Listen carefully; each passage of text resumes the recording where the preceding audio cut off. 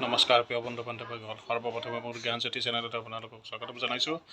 আজি আকৌ এটা ভিডিঅ'ৰ সৈতে মই আপোনালোকৰ ওচৰলৈ আহিছোঁ। এতিয়া আমাৰ অসমীয়াৰ সকলোৰে গা উখল মাখল হৈ আছে, কাৰণ মাঘ বিহু আহি আছে।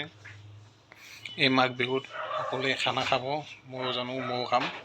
তো ইয়াত বহুতেই মাছ খাব। তো মাছ খালে আপোনাৰ কিছুমানৰ চিতল মাছ, কিছুমান আৰি মাছ, যি মাছ পচন্দ হয় আপোনালোকে খাব। সেই মাছ খাওঁতে কেতিয়াবা আমাৰ এটা অঘটনো হয় যে ডিঙিত কাঁইট লাগে।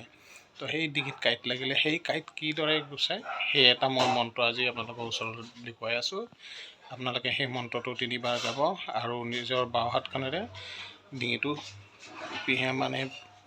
পিহিয়ে দিব, মানে তললৈ নমাই দিব ডিঙিটোৰ, মানে মন্ত্ৰটো গাই 3বাৰ মন্ত্ৰটো গাব আৰু বাওঁ হাতখনেদি ডিঙিটো মোহাৰি দি থাকিব 3বাৰ।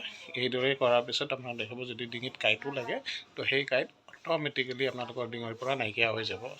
আহক সেই ভিডিঅ'টো মই আৰম্ভ কৰি আছোঁ, আৰু সেই মন্ত্ৰটো মই আপোনালোকক মোবাইলত দেখুৱাই আছোঁ। আপোনালোকে মোক ভালদৰে চাই ল'ব, আৰু যিসকলে চেনেলটো নতুনকৈ আহিছে তেওঁলোকে ছাবস্ক্ৰাইব কৰিব নাপাহৰে। আহক মই ভিডিঅ'টোত সেই মন্ত্ৰটো আপোনালোকক দেখুৱাই আছোঁ।